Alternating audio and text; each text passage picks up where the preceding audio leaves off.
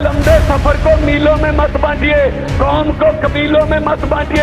एक बहता दरिया है मेरा भारत देश, इसको नदियों और झीलों में मत बांटिए। मुसलमान इस देश में महफूज नहीं है। क्या वो 11 साल की बच्ची जिसके बाप को रास्ते पे घसीटते हुए मार दिया गया, उस 11 साल की बच्ची के आंखों में आंखें डाल के अगर 56 इंच की सीने में एक दिल है इंसान का, तो वो इंसान क्या उस 11 साल की बच्ची के आंखों में आंखें डाल के बोलेगा कि हाँ, हम में कोई कमी रह गई है? 3 दिन क्यों लावार छोड़ दिया गया दिल्ली के जमुना पार इलाके को? 84 में 3 दिन फौज नहीं गई थी, अब 3 दिन पुलिस नहीं गई। कपिल मिश्रा, अनुराग ठाकुर जी और परवेश वर्मा जी हैं, इनके खिलाफ अब तक क्यों कार्रवाई नहीं है?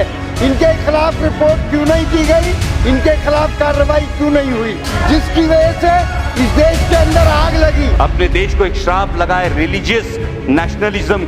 अगर देश का ये आलम है तो इस देश का भविष्य उज्जवल कैसे होगा? ये सवाल इस देश के आज जहन में आता है। मैं भी चुनाव प्रचार कर रहा था दिल्ली में, हम लोग बात कर रहे थे स्कूलों की अच्छी शिक्षा की, और ये लोग बात कर रहे थे, क्या कह रहे थे? कोई कह रहा था गोली मारो सालों को, कोई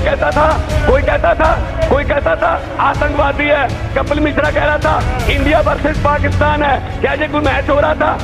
अगर गृह मंत्री कह रहे हैं इतनी जोर से बटन दबाओ करंट शाहीन बाग तक जाए, अगर गृह मंत्री ने बोलना ही था तो ये कहते कि इतनी जोर से बटन दबाओ करंट आम आदमी पार्टी को लगे, करंट कांग्रेस को लगे। ये शाहीन बाग का क्या मतलब हुआ? हेट स्पीचेस देने वालों से क्या हम कभी पूछेंगे कि जो बच्चे अनाथ हुए हैं, जो बहनें विधवा हुई है, उनकी आंखों में आंखें डालकर वापस एक बार ये हेट स्पीचेस देने वाले लोग अपनी स्पीचेस की गलती को कबूलेंगे? अटल बिहारी वाजपेयी जी ने नसीहत दी थी, राज धर्म का पालन हो। लाइव टीवी, सच सबसे आगे। ये कोई मुकाबला नहीं है कि किसके शासन में कितने दंगे हुए। दंगे चाहे बीजेपी के शासन में हो, चाहे कांग्रेस के शासन में हो, उसमें मरता इंसान है। तो जो दिल्ली में हुआ पूरे देश ने देखा। इनके बीजेपी के नेता कपिल मिश्रा डीसीपी को शरेआम बोल रहे थे, वीडियो का उसका दस्तावेज है कि आपकी जरूरत नहीं है, हम खुद निपट लेंगे। उसको उसी वक्त क्यों नहीं गिरफ्तार किया गया? उसको उसी वक्त उस पर एफआईआर क्यों नहीं की गई? और 3 दिन तक दिल्ली की पुलिस क्या कर रही थी? जब दिल्ली की पुलिस ने आम आदमी पार्टी के किसी एमएलए पर कुछ झूठा मुकदमा करना होता है तो एकदम से आ जाते हैं, आधे घंटे में। चुने हुए मुख्यमंत्री के घर पे छापा मारने आधे घंटे में पहुंच जाते हैं, चुने हुए मुख्यमंत्री के दफ्तर में पहुंच जाते हैं, तब बड़ी तेजी दिखाते हैं। इस वक्त 3 दिन क्यों लावार छोड़ दिया गया दिल्ली के जमुना पार इलाके को? पहले 84 में 3 दिन फौज नहीं गई थी, अब 3 दिन पुलिस नहीं गई। देखिए, इसमें हिंदू भी मरे हैं, मुस्लिम भी मरे हैं, हिंदुओं की दुकानें भी जली हैं, मुस्लिमों की भी दुकानें जली हैं। जब चुनाव प्रचार चल रहा था महोदय, मैं भी चुनाव प्रचार कर रहा था दिल्ली में, हम लोग बात कर रहे थे स्कूलों की अच्छी शिक्षा की, हम लोग बात कर रहे थे मोहल्ला क्लिनिकों की, हम लोग बात कर रहे थे फ्री इलाज की, हम लोग बात कर रहे थे बिजली की, पानी की, हम लोग बात कर रहे थे औरतों की सुरक्षा की, हम लोग बात कर रहे थे जो दिल्ली की डेवलपमेंट की। और ये लोग बात कर रहे थे, क्या कह रहे थे? कोई कह रहा था गोली मारो सालों को, कोई कहता था आतंकवादी है। एक चुने हुए मुख्यमंत्री को आतंकवादी कहा गया, और कपिल मिश्रा कह रहा था इंडिया वर्सेस पाकिस्तान है। क्या ये कोई मैच हो रहा था? अगर गृह मंत्री कह रहे हैं इतनी जोर से बटन दबाओ करंट शाहीन बाग तक जाए, अगर गृह मंत्री ने बोलना ही था तो ये कहते कि इतनी जोर से बटन दबाओ करंट आम आदमी पार्टी को लगे, करंट कांग्रेस को लगे। ये शाहीन बाग का क्या मतलब हुआ? तो ये इन्होंने कानून बनाया है, और अरविंद केजरीवाल को कह रहे हैं आप वहां शाहीन बाग क्यों नहीं गए? भाई, कानून तो आपने बनाया है, विरोध आपके कानून का हो रहा है, तो हमारा क्या उसमें लेना देना? पुलिस तो हमारे पास भी नहीं है ना। तो इसलिए मैं ये कहना चाहता हूं, अध्यक्ष महोदय मुझे ये बता दीजिए, क्या कोई आतंकवादी स्कूल बनाता है? क्या कोई आतंकवादी मोहल्ला क्लिनिक खुलवाता है? आधा मिनट में सर। और क्या कोई आतंकवादी किसी फौजी जवान की शहादत पर, और जब किसी दिल्ली के पुलिस वाले की ड्यूटी दौरान शहादत के बाद 1 करोड़ रुपए का चेक लेके जाता है? तो दिल्ली वालों ने बता दिया इलेक्शन में कि अरविंद केजरीवाल आतंकवादी नहीं, उनका बेटा है, उनका भाई है। और मैं कंपनसेशन की बात करता हूं सर, 10 लाख रुपए रुपया दिल्ली गवर्नमेंट उनको दे रही है जिनके यहाँ मौत हो गई, और 5 लाख रुपए पर फ्लोर जिनके घर जल गए। अगर 4 फ्लोर का घर है तो 20 लाख मिलेगा, किराएदार को भी 1 लाख रुपया उसके सामान का मिलेगा, 2.5 लाख रुपया जो पार्शली घर जले उनका मिलेगा। आज दोपहर तक महोदय 6 करोड़ रुपया हम मुआवजे के रूप में बांट चुके हैं। मैं यही कहूंगा आखिर में कि लंबे सफर को मीलों में मत बांटिए, कौम को कबीलों में मत बांटिए। एक बहता दरिया है मेरा भारत देश, इसको नदियों और झीलों में मत बांटिए। जो दिल्ली में हिंसाचार की घटनाएं हुई उनकी जितनी निंदा की जाए उतनी कम है। मैं ना किसी की तरफ अंगुली निर्देश करना चाहता हूं, ना किसी को पर दोषारोप करना चाहता हूं, लेकिन एक असलियत की तरफ इस सदन का ध्यान आकर्षित करना चाहता हूं कि इन दंगों में ना सिर्फ हिंदू मरा, ना सिर्फ मुसलमान मरा, इन दंगों में अगर कोई मरा तो इंसान मरा। जो खून बहा वो ना हिंदू का बहा, ना मुसलमान का बहा, वो खून इंसान का बहा। जो लाशें नालियों में मिली, उन लाशों की तरफ न सिर्फ हिंदू की नजरिया से देखा जाए, न सिर्फ मुसलमान की नजरिया से देखा जाए, बल्कि उनकी तरफ उस नजरिया से देखा जाए कि उन लाशों में जब प्राण थे तब वो किसी का भाई था, किसी का बेटा था, किसी का पति भी था। इसमें नुकसान प्रॉपर्टी का हुआ, जानो माल का हुआ, लेकिन इसी के साथ देश की गरिमा की भी बहुत बड़ी क्षति पहुंची है। इस दंगों की पार्श्वभूमि पे कुछ सवाल जहन में आते हैं, बहुत ही साधारण से सवाल है। अमेरिकी राष्ट्राध्यक्ष की विजिट जैसी वीवीआईपी मूवमेंट के मद्देनजर इंटेलिजेंस के इनपुट्स में कोई कमी थी? अगर कोई कमी नहीं थी तो क्या इन इनपुट्स को नजरअंदाज कर दिया गया? तीसरा सवाल है, could the hate speeches not be controlled? बयानबाजी हो रही थी, सबकी जिम्मेदारी किस पे आती है और वो जिम्मेदारी लेने के लिए तैयार है या नहीं? इन दंगों के अगर कुछ रीजंस देखे जाए अध्यक्ष महोदय, तो उनमें hate speech, provocation, confrontation, CA protest, mass mobilisation and religious nationalism.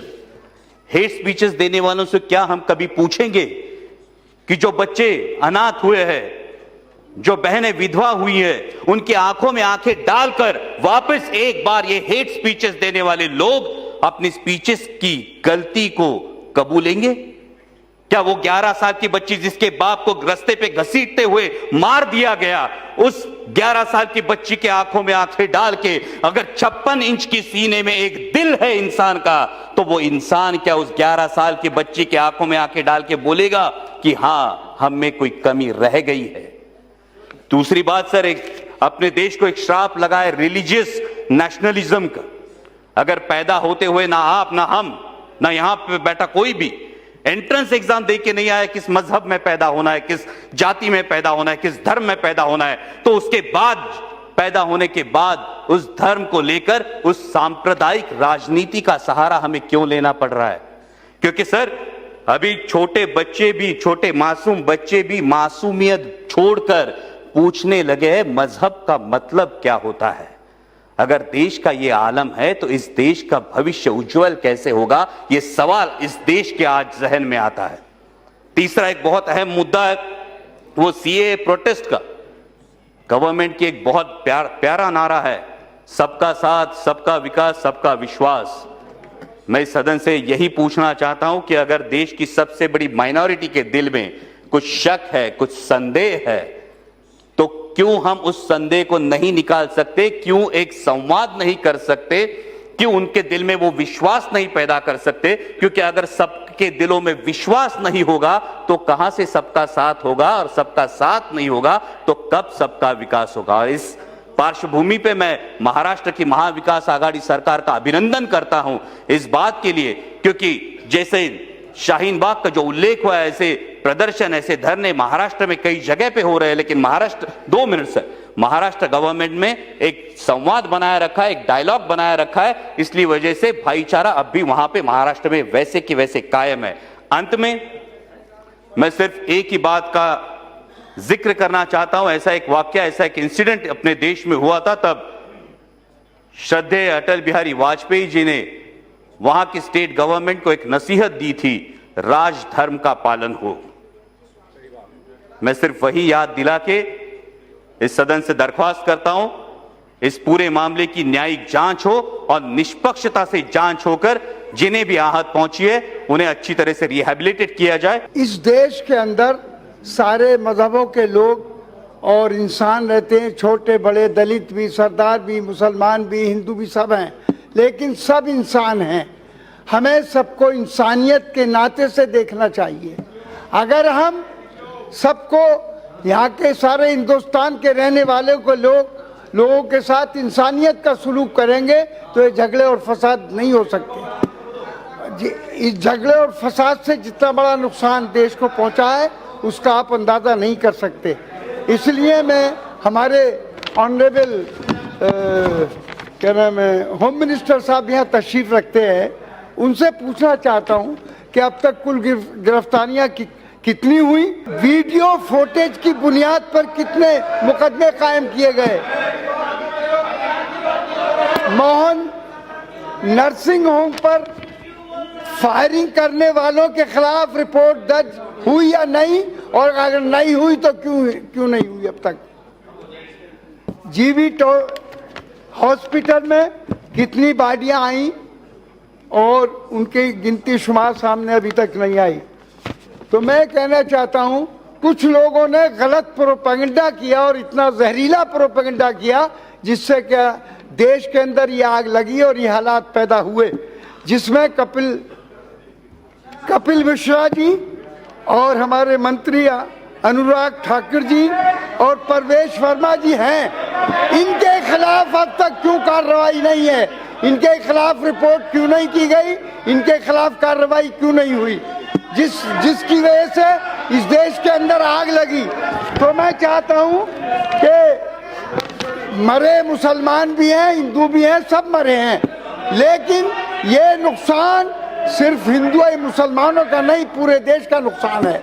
ये समझकर कि ये देश सबका है, सब हिंदुस्तानी हैं, सब इंसान हैं, इस नाते से हमारे देश के अंदर बात होनी चाहिए। और ये शेर मैं पढ़ना चाहता हूँ कि ए वतन खाके वतन वो भी तुझे दे देंगे, ए वतन खाके वतन वो भी तुझे दे देंगे, बच रहा है जो लहू अब के फसादात के बाद। ये मैं कहना चाहता हूँ। तो दोस्तों, मतलब ये है कि हिंदू और मुसलमान के बुनियाद पर जो यहाँ पर गवर्नमेंट की लापरवाही से या प्रीपेड पॉलिसी से ये बलवा हुआ है, इस पर पूरी जांच होनी चाहिए और जो मौजूदा सुप्रीम कोर्ट के जज की निगरानी में इसकी जांच कराई जाए और इसकी हकीकत क्या है, सच्चाई क्या है, कितना नुकसान देश को पहुंचा है और मुसलमान इस देश में बहुत महरूमी महसूस कर रहा है और मुसलमान की यहाँ इज्जत आबरू और मुसलमान इस देश में महफूज नहीं है।